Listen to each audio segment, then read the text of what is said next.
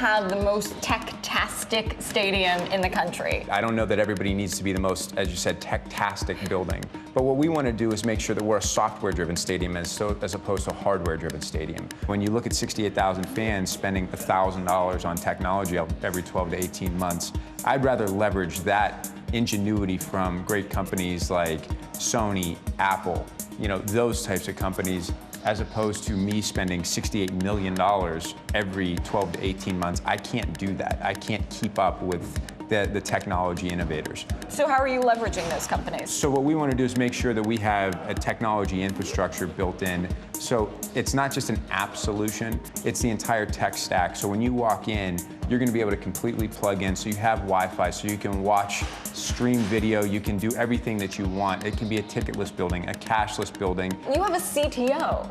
Not a lot of teams have a CTO. But our CTO is not a typical sports CTO. Kunal is somebody that truly built out the internal platforms for Facebook. That's something that most CTOs, if they have that title in sports, they have no idea what that even means. I do think that this is a common theme in the NFL and all professional sports of how do we make the game better through technology? How do we make the experience better through technology? And I do think we are putting a ton of time in, and that's why we're hiring folks like Gideon Yu, who is the CFO at Facebook and YouTube, and has been a great venture capitalist in the Valley. He's our president. It's really cool when you have the opportunity to say, okay, what's my profession, which is technology? What's my hobby, which is sports?